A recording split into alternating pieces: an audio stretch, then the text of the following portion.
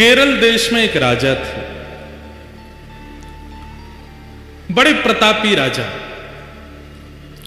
और उन प्रतापी राजा के यहां एक पुत्र ने जन्म लिया जिनका नाम उन्होंने रखा चंद्रहास।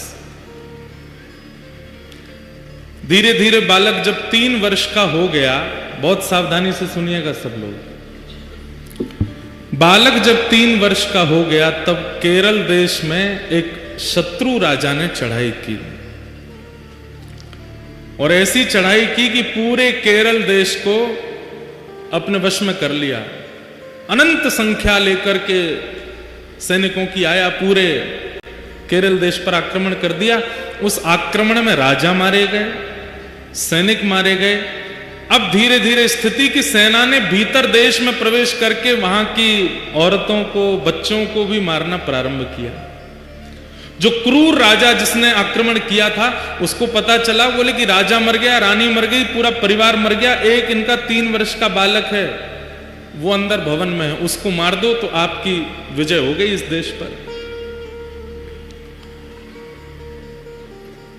जैसे ही उस राजा ने अंदर प्रवेश करना प्रारंभ किया तो एक धाई मां, जो बालकों की आजकल कह दें तो बेबी सिटर करते हैं ना, बच्चों की जो ध्यान रखते हैं, दूध पिलाना, खिलाना, नहलाना, बड़े बड़े घरों में रखते हैं लोग, एक धाई मां, उनकी एक धाई मां चंद्रहास राजा, चंद्रहास बालक की, उसको जैसे ही पता चला कि कोई आक्रमण में सब मारे गए हैं और अब वो राजा यहीं आ रहा है इस बालक को मारने के लिए, तुरंत बालक को उठा करके उसके जितने राजकीय वस्त्र थे सब उतार दिए, सोने चांदी आदि जो भी उसने पहन रखा था सब उतार करके फेंक दिए। मैले कुचैले वस्त्र जो सामान्य लोगों के होते हैं वो बालक को पहना दिए, कालीत उसके मुख पर पोत दी, अजीब सा उसका रूप कर दिया, केश बिखेर दिए, कड़ूले आदि सब उतार करके फेंक दिए, और अपने सौल में लपेट करके बालक को लेकर के जा रही हैं। बालक से कह रही हैं, 3 वर्ष के हैं अभी चंद्रहास, कह रही हैं कोई अगर पूछे कि ये कौन है तो तुम धाई मां मत बोलना है, बोलना ही मेरी मां है, बेटा आज से मैं ही तेरी मां हूं। माता पिता दोनों चले गए, पूरा राज्य नष्ट हो गया। धाई मां ने बालक को अपनी सौल में लपेटा, गोद में लेकर के पीछे के रास्ते से सामान्य लोग जहां से भाग रहे थे वहीं से निकल के जाने लगी। जगह जगह नाकाबंदी पर सबको देखा जा रहा था। अंदर से राजा ने घोषणा कर दी कि राजकुमार को लेकर कोई भाग गया है, ढूंढो उसको, कहां है। बहुत सुंदर चरित्र बंधुओं, सावधानी से सुनना। बालक को लेकर के धाई मां जैसे ही बाहर आने लगी तो एक सैनिक ने रोका, कौन हो? महाराज मैं तो सामान्य स्त्री हूं, मेरा घर जल गया, पति मर गए, जा रही हूं कहीं, भाग जाऊंगी, मुझे भी मार देंगे नहीं तो। कौन है ये बालक, इसका मुख दिखाओ। बालक का जब रूप दिखाया तो फटे कुचैले वस्त्र पहने, मुख पर गंदगी लपेटी हुई, लग ही रहा था कि धाई मां का ही बालक है। ए बालक ये कौन है? चंद्रहास बोले ये मेरी मां है। ठीक है जल्दी जाओ, निकलो यहां से। जैसे तैसे वहां से प्राण बचा करके उस बालक के वो धाई मां निकल गई। बहुत व्याकुल है चित्त से,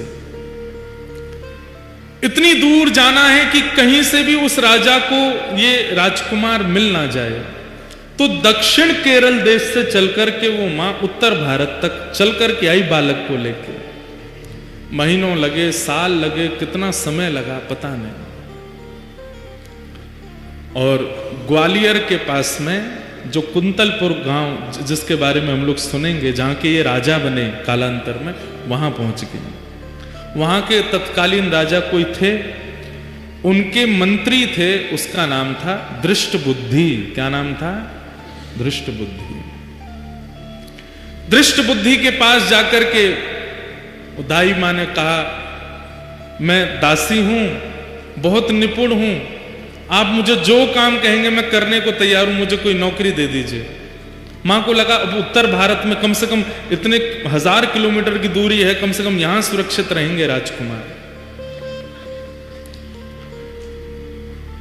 दृष्ट बुद्धि, दृष्ट बुद्धि कुंतलपुर के राजा के मंत्री। मंत्री ने जैसे ही देखा, अच्छा ठीक है, हमारे यहां तो बहुत सेविकाएं हैं, काम तो लगे रहते हैं, क्या कर सकती हो? बोले जो कहोगे वो करने को। और ये तुम्हारा बालक, ये तो छोटा है, खेल लेगा यहां बाहर बच्चों के साथ में, ठीक है। और वहां उस धाई मां को एक नौकरी मिल गई, राजा के दरबार में कुछ काम आदि करती। और चंद्रहास राजकुमार, अब पूरा नगर दाई मां को जानता है, जितने लोग जानते हैं सब कहते हैं ये बालक कौन है? बोले कि ये दासी पुत्र है। कहां एक राजमाता का पुत्र, कहां एक राजा का राजकुमार, और अब क्या बन गए हैं? दासी पुत्र। 2-2 दिन तक भोजन नहीं मिल पाता है, रात्रि सोने की व्यवस्था नहीं हो पाती है, दाई मां के साथ ही चंद्रहास रहते हैं। आज चंद्रहास जी एक दासी पुत्र हो गए। कैसा उनका जीवन? छोटे बच्चों के साथ में बाहर गली में खेलते हैं, नाली में गिर जाते हैं, सब कुछ राजकीय अब नष्ट हो चुका है, और दासी पुत्र के नाम से ही जाने जाते हैं। लेकिन ठाकुर जी जब परीक्षा लेने पे आते हैं तो बंधु अति कर देते हैं कई बार। 5 वर्ष की आयु हुई चंद्रहास जी की, और जो दाई मां उनको लेके भागी थी बचाने के लिए, अब उसके प्राण निकलने लगे। कोई नहीं है अब चंद्रहास जी का इस दुनिया में, माता पिता परिवार सब मारा जा चुका है, एक दाई मां है बस। और अनजान नगर सब दासी पुत्र समझते हैं इनको।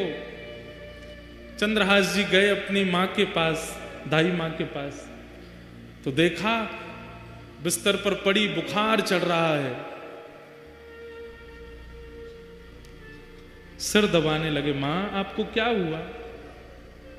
चंद्रहास का हाथ पकड़ लिया, बालक अब मैं जाने वाली हूं। आप जा रही हो? मैं किसके पास जाऊंगा फिर? मेरा कौन है यहां पे?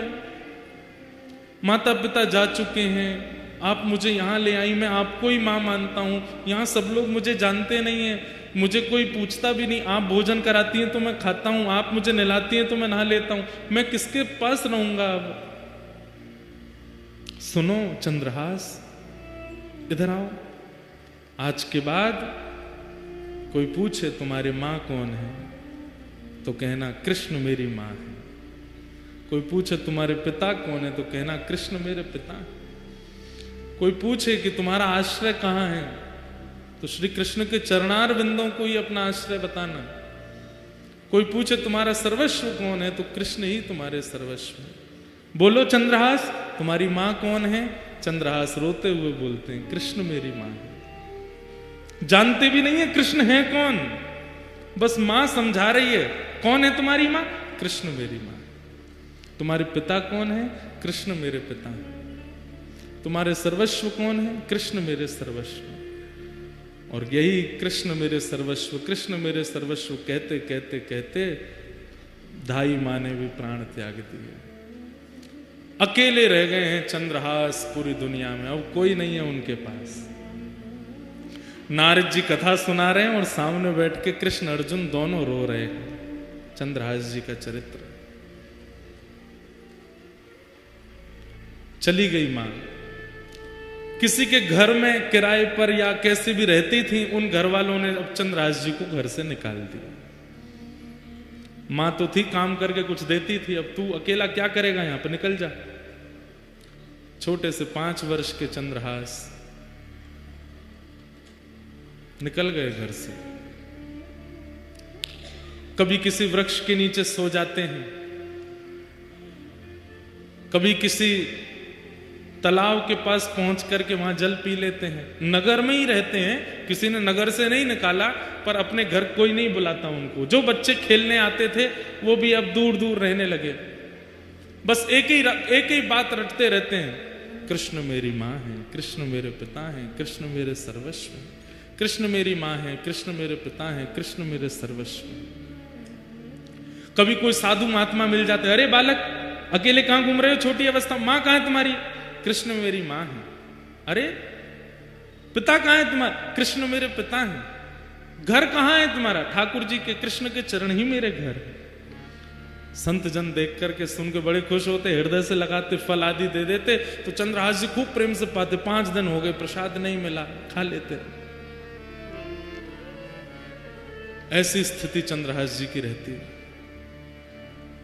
कुछ गांव के बच्चे उनको मित्र तो मानते थे, पर दूर से ही उनके साथ में देख करके बस दूर ही रहते थे, माता पिता जाने नहीं देते थे। एक दिन चंद्रहास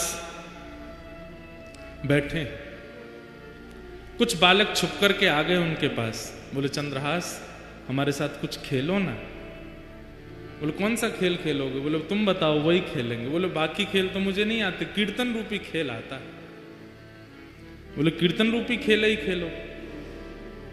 बोले इसमें क्या करना पड़ता? बोले एक गाएगा, बाकी सब उसके पीछे गाएंगे। जीतेगा हारेगा कौन? बोले सब जीतेंगे, हारेगा कोई भी नहीं। कीर्तन रूपी खेल में कोई नहीं हारता, सब जीतते हैं। चंद्रहास जी अपने भुजा उठा करके चारों तरफ बालकों को बैठा करके कीर्तन करते हैं। सारे बालक चंद्रहास जी के पीछे पीछे गाते हैं। ऐसा मधुर संकीर्तन हुआ। गांव के लोग देखने लगे, अपने अपने बच्चों को भगा करके ले गए वहां से। मना किया था ना इसके पास मत आना, अभागा है, पता नहीं कहां से आया। इसकी मां का भी कोई परिचय नहीं, 2-3 वर्ष यहां रही, दासी बन करके मर गई वो भी। अब इसके पास कोई नहीं आएगा, दूर रहते थे सब। चंद्रहास जी एक पेड़ के नीचे बैठ करके केवल चिंतन कर रहे हैं, कृष्ण मेरी मां है, कृष्ण मेरे पिता हैं, कृष्ण मेरे सर्वस्व। चंद्रहास जी के जीवन में अब कोई नहीं है, सब छोड़ करके चले गए। मां चली गई, पिताजी चले गए, राज्य छूट गया। और अब धाई मां जिसने पाल पोस के बड़ा किया, 5 वर्ष के चंद्रहास जी को, वो भी छोड़ के चली गई। सब दूर रहने लगे। चंद्रहास जी अब अपना मन कैसे लगावे? 5 वर्ष का बालक वृक्ष के नीचे बैठते हैं और वहीं बैठ कर के केवल ठाकुर जी का कीर्तन करते हैं, ठाकुर जी को याद करते हैं। कृष्ण मां है, कृष्ण पिता हैं, कृष्ण ही मेरे सर्वस्व हैं। बैठे थे चंद्रहास जी, ध्यान लगा करके नेत्रों से अश्रुपात हो रहा था। तभी आकाश मार्ग से नारद जी जा रहे थे। नारद जी महाराज आकाश से देखते हुए जा रहे थे। हरिदास वर्य हैं नारद जी, हरिदासों में श्रेष्ठ। नारद जी ने जैसे देखा चंद्रहास बालक को, देव तुल्य हैं, तुरंत नेत्र बंद कर दे। पूरा चंद्रहास जी का चरित्र आ गया उनके चित्त में। अरे इसके तो माता जी मर गई, पिताजी चले गए, राज्य छूट गया, सब कुछ छूट गया, अब धाई माँ भी चली गई, और अब ये बैठ के ठाकुर जी का चिंतन। ठाकुर जी को जानता नहीं है, केवल धाई माँ कह गई कृष्ण ही तुम्हारे पिता माँ है, उनके पास जाओ, उनका चिंतन कर रहा। नारद जी प्रकट हो गए सामने। चंद्रहास जी को बढ़िया सुगंधी सी आई तो नेत्र खोल करके देखा, आहा सुंदर वीणा हाथ में लिए, देव दत्ताम मिमाम वीणाम स्वरत ब्रह्म विभूषिताम मूर्छयित्वा हरि कथाम गायमानश्चराम्य हम।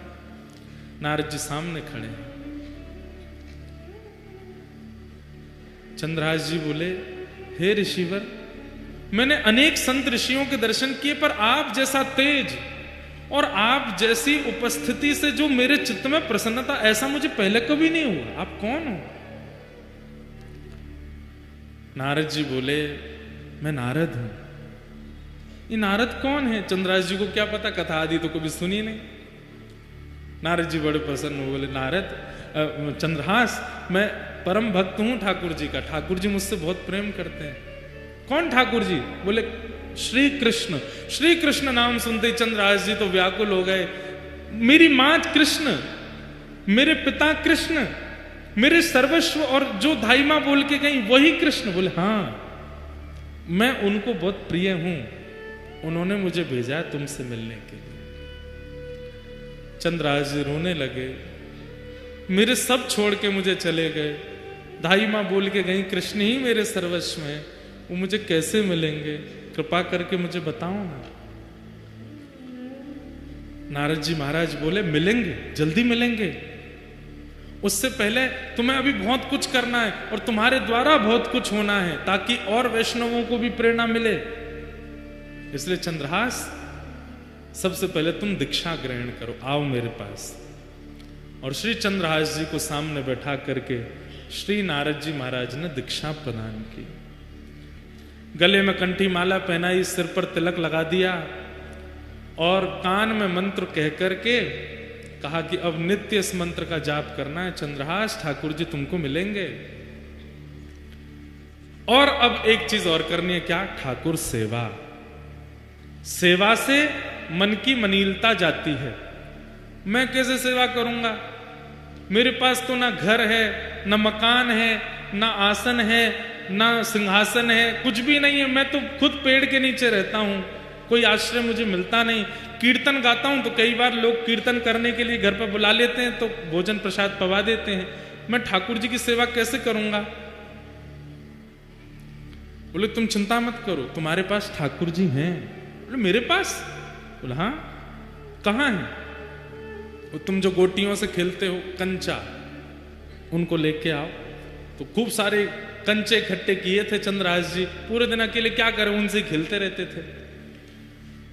उन्हीं कंचों में एक बहुत सुंदर श्याम वर्ण के वो शालिग्राम जी थे और उनको भी रखा था।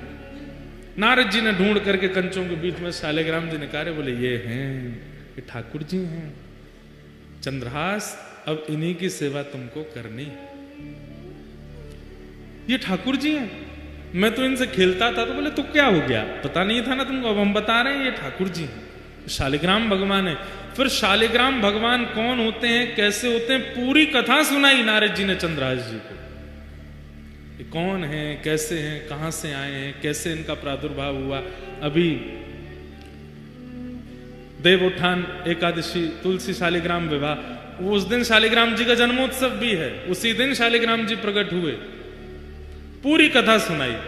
बोले गंडकी नाम की परम भक्ता ने भगवान की स्तुति गाई कि मैं यशोदा जी की तरह गोद में खिलाना चाहती हूं। तो ठाकुर जी ने सतयुग त्रेता द्वापर में तो उनकी गोद में वास्तविक में खेले, पर कलयुग आते ही भगवान ने आज्ञा की कि अब देवी ये कार्य नहीं हो पाएगा। गंडकी रोने लगी तो आपकी वाणी सफल कैसे होगी नाथ? तब ठाकुर जी बोले तो एक काम करो, क्या? तुम नदी बन जाओ और हम शालिग्राम बन करके तुम्हारे भीतर विराजेंगे, तुम्हारी गोद में खेलते रहेंगे। और वही गंडकी नदी बन गई, शालिग्राम जी उसमें विराजते हैं। ये पूरी कथा नारद जी ने चंद्रहास जी को सुनाई। चंद्रहास जी ने शालिग्राम जी की महिमा जान करके बड़े प्रसन्न हो गए और कहा, पर गुरुदेव मैं सेवा करूं कैसे?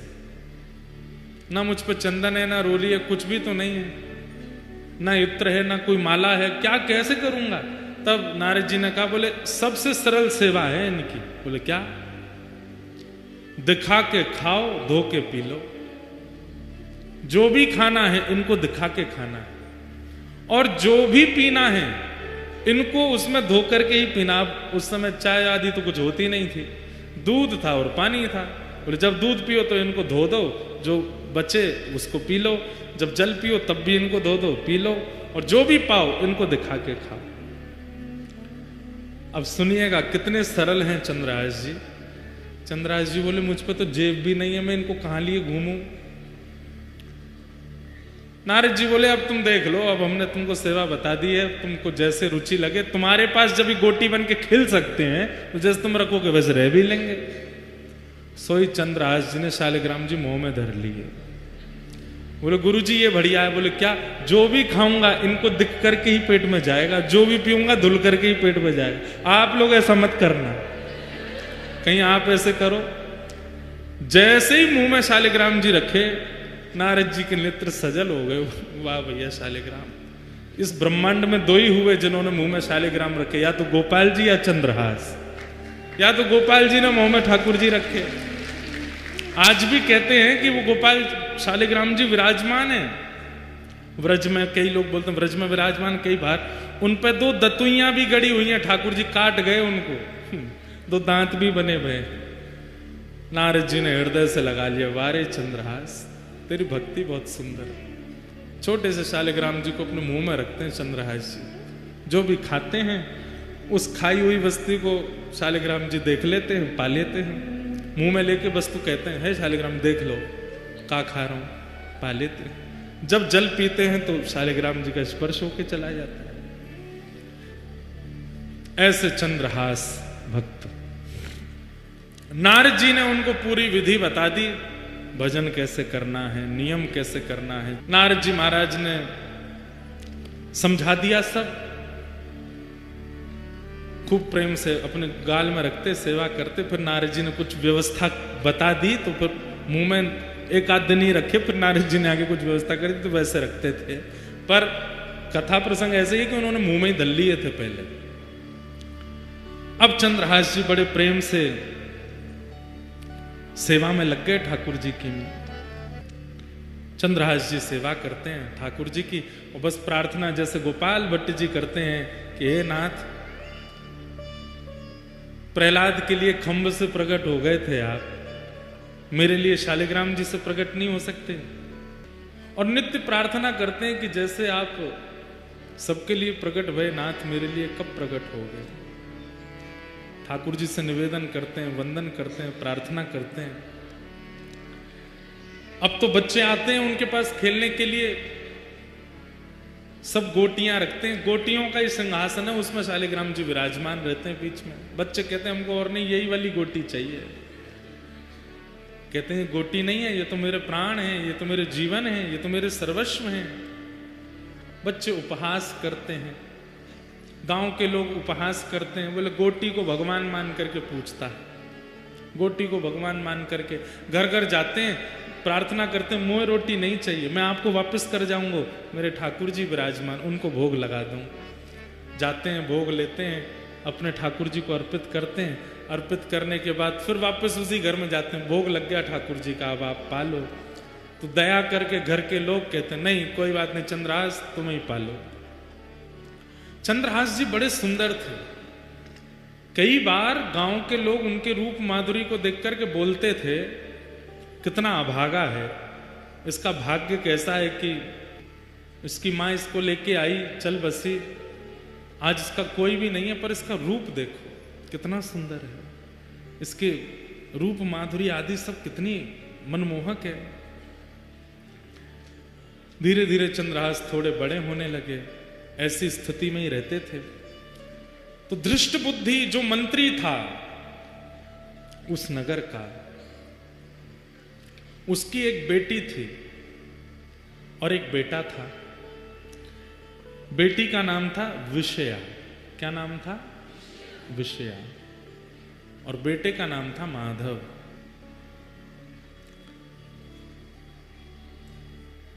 एक बार गालव ऋषि, जिनकी वजह से ग्वालियर नाम पड़ा स्थान का, उन गालव ऋषि का आगमन उस नगर में हुआ, कुंतलपुर में। सब लोग सावधानी से सुनो, इधर देखो। गालव ऋषि का आगमन हुआ तो मंत्री जी ने उनका खूब स्वागत सत्कार आदि किया, और सत्कार करने के बाद कहा भगवान पुत्र की मुझे चिंता नहीं है, पुत्र तो मेरा माधव बन जाएगा कुछ ना कुछ, पर मेरी बेटी बहुत सुंदर है, बहुत गुणवान है, इतने अच्छे अच्छे गुण किसी पुत्री को प्राप्त नहीं होते जैसे मेरी पुत्री में।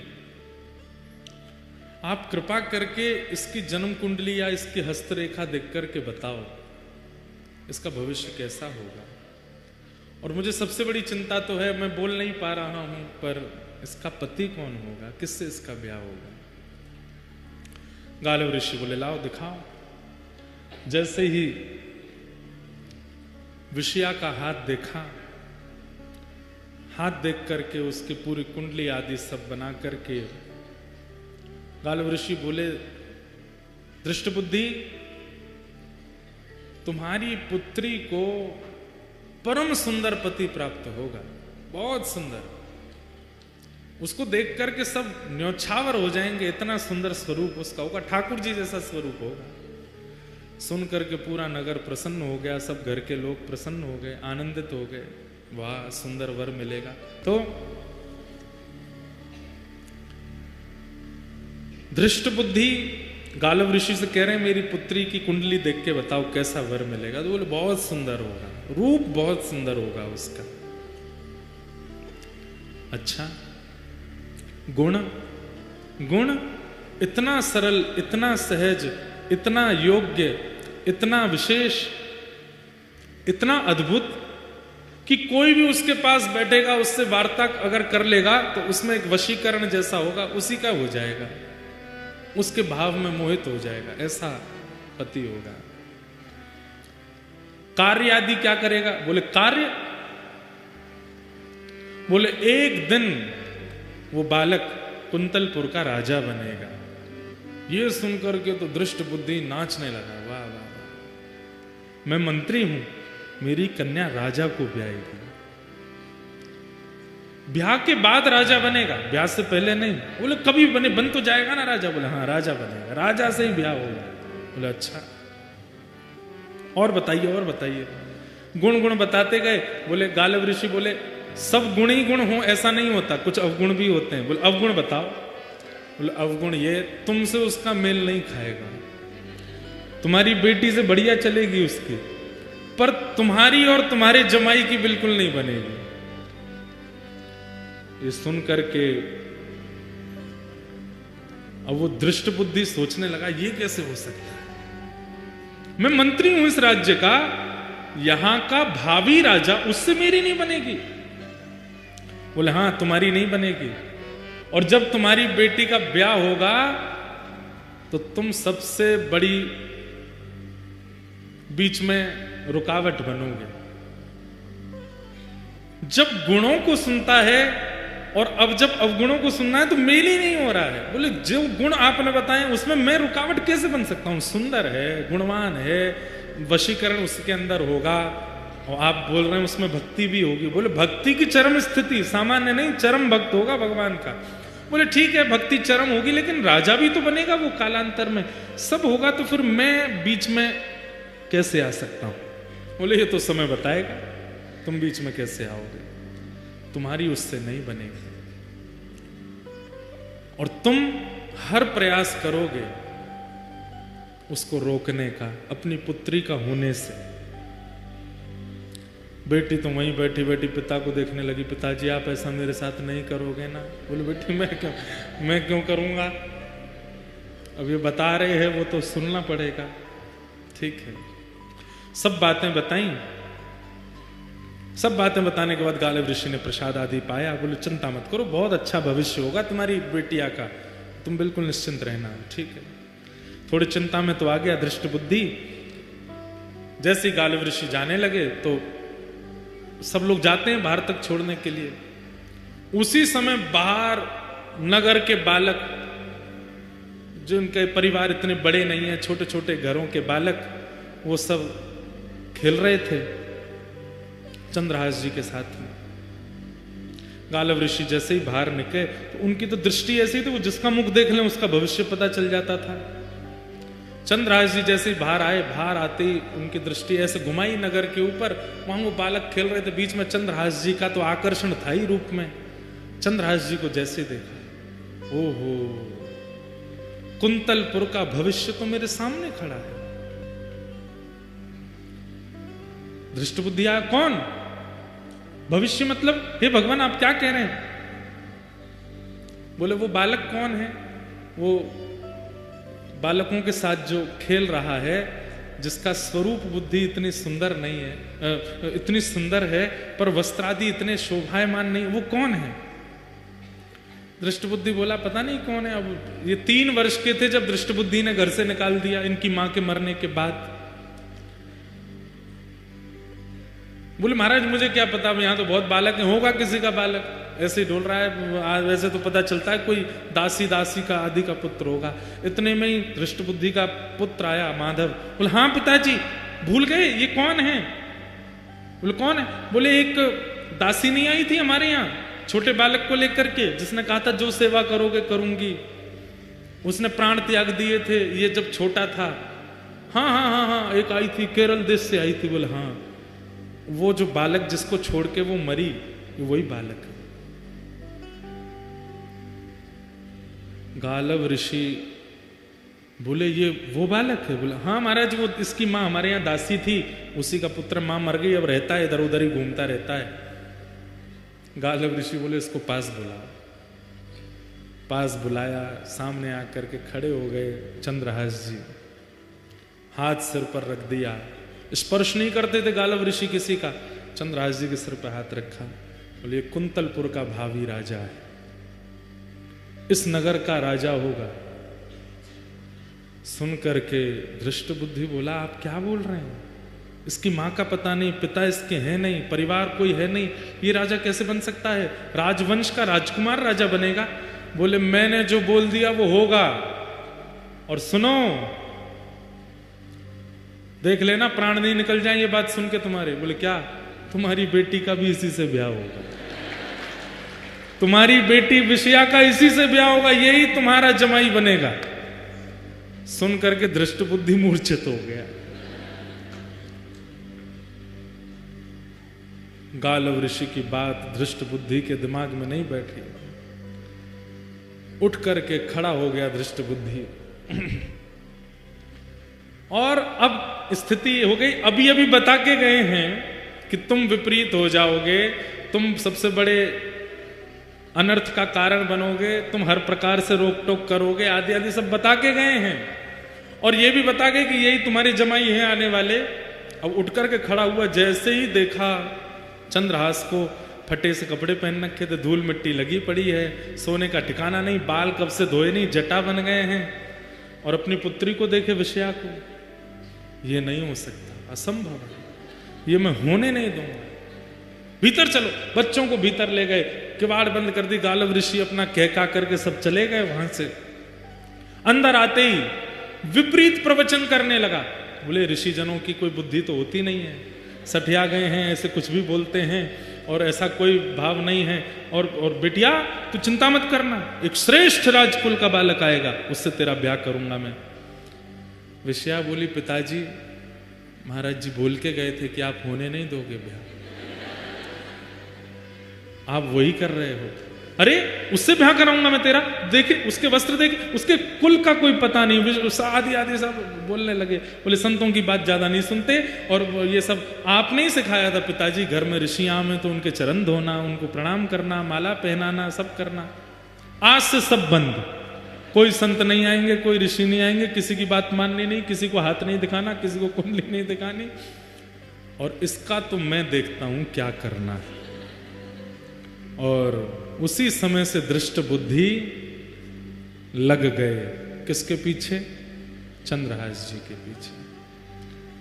एक प्रकार से चंद्रहास जी की जो कथा है वह भक्त चरित्र भी है और एक विशुद्ध प्रेम कथा भी है। अद्भुत कथा है। नारद जी सुना रहे हैं, अर्जुन और ठाकुर जी बैठ करके श्रवण कर रहे हैं।